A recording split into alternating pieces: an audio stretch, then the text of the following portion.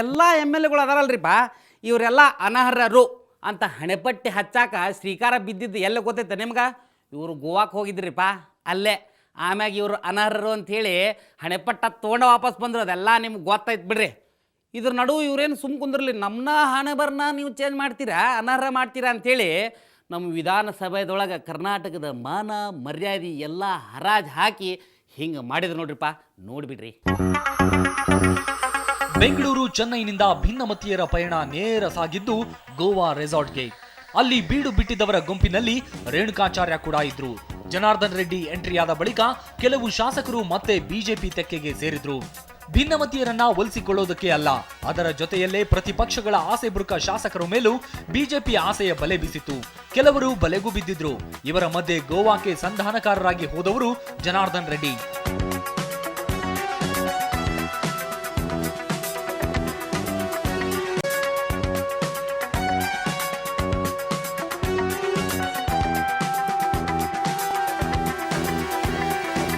ಎಲ್ಲವನ್ನೂ ಕೂಲ್ ಮಾಡ್ತೇನೆ ಎಂದು ಹೊರಟಿದ್ದ ರೆಡ್ಡಿ ಕೂಡ ಬರಿಗೈಯಲ್ಲಿ ವಾಪಸ್ಸಾದ್ರು. ಚೆನ್ನೈನಲ್ಲಿ ಭಿನ್ನರ ಜೊತೆ ಕಾಣಿಸಿಕೊಂಡಿದ್ದ ಕುಮಾರಸ್ವಾಮಿ ಗೋವಾದಲ್ಲಿ ಕೂಡ ಪ್ರತ್ಯಕ್ಷವಾದ್ರು.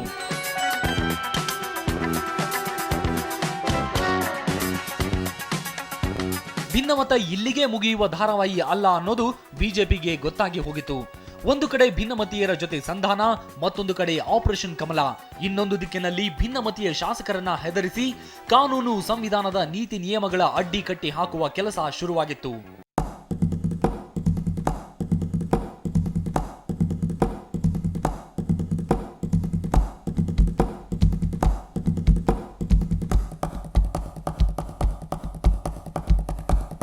ಎಲ್ಲಾ ಶಾಸಕರಿಗೂ ವಿಪ್ ಜಾರಿ ಮಾಡಿ ಉಲ್ಲಂಘಿಸಿದರೆ ನಿಮ್ಮ ಶಾಸಕತ್ವ ಹೋಗುತ್ತೆ ಅನ್ನೋ ಸಂದೇಶ ಕೊಟ್ಟಿತ್ತು ಬಿಜೆಪಿ ಲೀಡರ್ಸ್ ಗ್ರೂಪ್.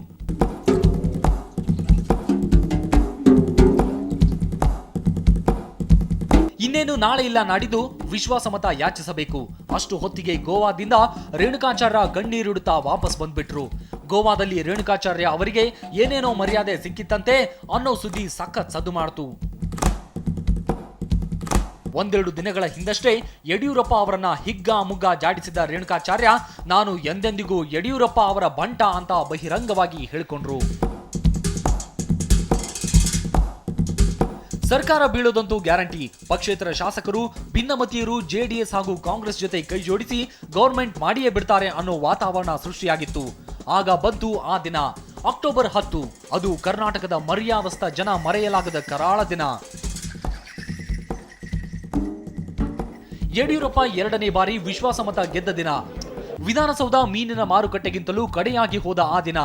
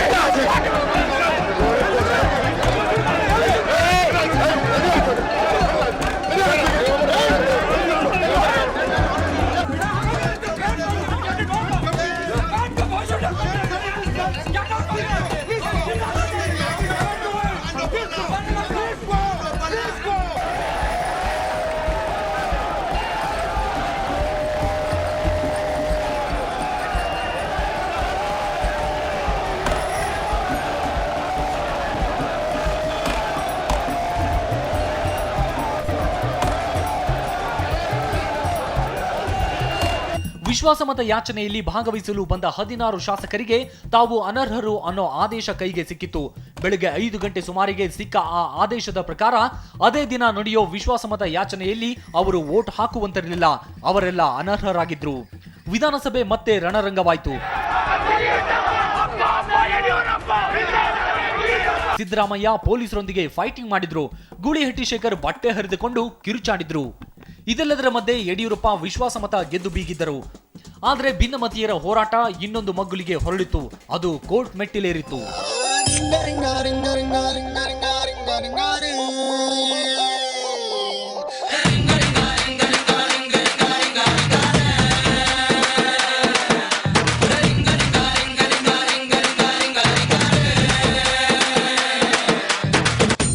ರಾಜಕೀಯ ಹೊಲಸು ತುಂಬಿ ರಾಜ್ಯವೆಲ್ಲ ಮಂಕಾಗೋಯ್ತು.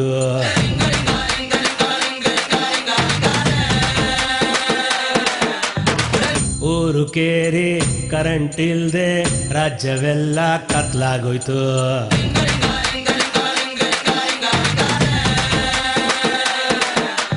ಪಕ್ಷದಿಂದ ಪಕ್ಷಕ್ಕೆ ಹಾರಿ ಹಾರಿ ಒಬ್ಬರನ್ನ ಇನ್ನೊಬ್ರು ದೂರಿ ದೂರಿ ಗಣಿಯಾದ್ರು ಲಂಚ ಪುರಾಣ ಗಾಳಿಗೆ ತೋರಿಸಿ ತೋರಿಸಿ ವಿಧಾನಸೌಧಕ್ಕೆ ಬೀಗ ಹಾಕಿ ಪಾದಯಾತ್ರೆ ತೀರ್ಥಯಾತ್ರೆ ಜಾಸ್ತಿ ಮಾಡಿ ಮಾಟ ಮಂತ್ರ ಮಾಡಿಕೊಂಡು ರಾಜಕಾರಣ ಮಾಡವ್ರೆ. ಆಮೇಲೆ ರೆಸಾರ್ಟ್ ಯಾವುದು, ರಿಸಲ್ಟ್ ಯಾವುದು, ನರ್ಸು ಯಾವುದು, ಕಿಸ್ಸು ಯಾವುದು, ಸುಳ್ಳು ಯಾವುದು, ಕೊಳ್ಳು ಯಾವುದು, ಜೊಳ್ಳು ಯಾವುದು, ಗಟ್ಟಿ ಯಾವುದು, ಯಾವುದು ಸರಿ ಅಂತ ಜನರೇ ನೀವೇ ಹೇಳಿ. ಗೆಳೆಯನ್ ಮನೆಗೆ ಊಟಕ್ಕೆ ಹೋಗಿ ಉಂಡ ಮನೆಗೆ ಡಿಂಗ್ ಡಿಂಗ್ ಡಿಂಗ್ ಡಿಂಗ್.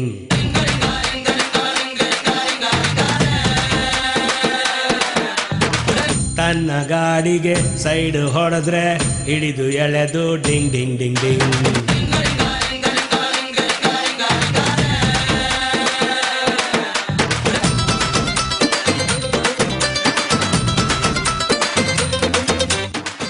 ಹೌದಪ್ಪ, ರಾಜಕಾರಣ ಹೀಗಾಯ್ತು. ಆದರೆ ಈ ಮೀಡಿಯಾದವರು, ಸ್ಪೋರ್ಟ್ಸ್ನವರು, ಸಿನಿಮಾದವರು ಇವರೆಲ್ಲ ಹೇಗಪ್ಪ?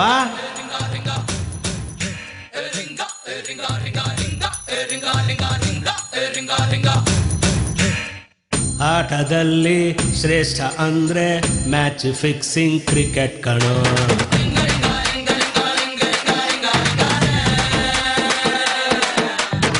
ಬ್ರೇಕಿಂಗ್ ನ್ಯೂಸ್ ಅಂತ ತೋರಿಸಿದ್ದೆ ತೋರಿಸಿ ಯಾಮರ್ಸ್ತಾರೆ ಚಾನಲ್ನವರು.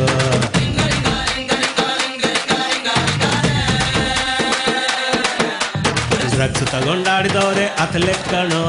ನಿತ್ಯಾನಂದ ಸ್ವಾಮಿ ಪಾಠ ಚಾಲ್ತಿ ಕಣೋ. ಆಡೋರ್ಗಿಂತ ಆಡ್ಸೋರ್ಗೆ ಪ್ರಾಫಿಟ್ ಜಾಸ್ತಿ ಕೊಡೋ ಫೀಲ್ಡ್ ಇದು. ಆಮೇಲೆ ಆಟಕ್ಕಿಂತ ಬೆಟ್ಟಿಂಗು ಜಾಸ್ತಿ ಕಣೋ.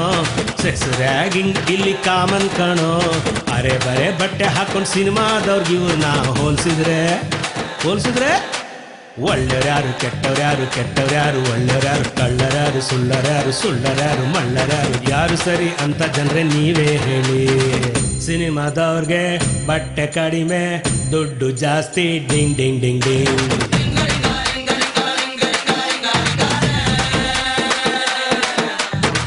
ಸರ್ಕಾರಿ ಸರ್ವೆಂಟ್ ಸಂಬಳ ಕಡಿಮೆ ಗಿಂಬಳ ಜಾಸ್ತಿ ಡಿಂಗ್ ಡಿಂಗ್ ಡಿಂಗ್ ಡಿಂಗ್.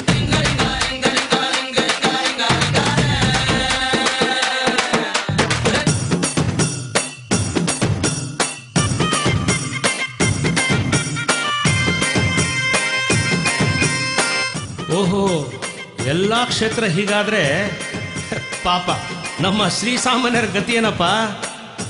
ಹೋಗ್ಲಿ, ಅವರಾದ್ರೂ ಒಳ್ಳೆಯವರ ಹೇಗೆ?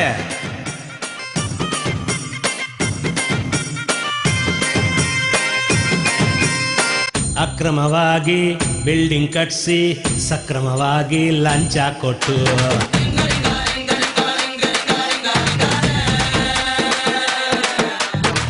ಕಾನೂನು ಪಾಲಿಸದೆ ಟ್ಯಾಕ್ಸ್ ಕಟ್ಟದೆ ಗವರ್ಮೆಂಟ್ ಬೈಯೋ ಸಿಟಿಸನ್ಗಳು.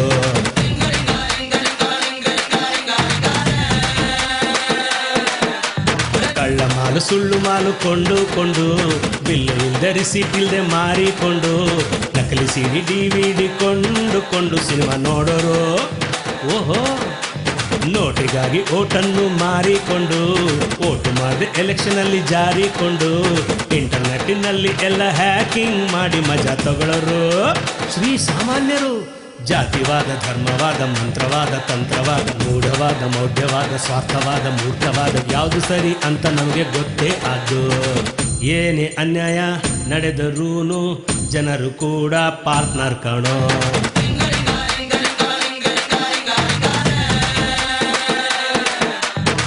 ಮೊದಲು ಜನರು ಸರಿಯಾದ್ರೇನೆ ಜಗವು ಎಲ್ಲ ಸರಿಯಾಗೋದು.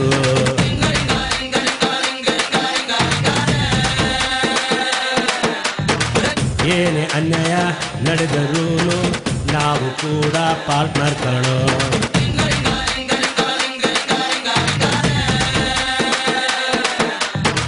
ಮೊದಲು ನಾವು ಸರಿಯಾದ್ರೇನೆ ಜಗವು ಎಲ್ಲ ಸರಿಯಾಗೋದು.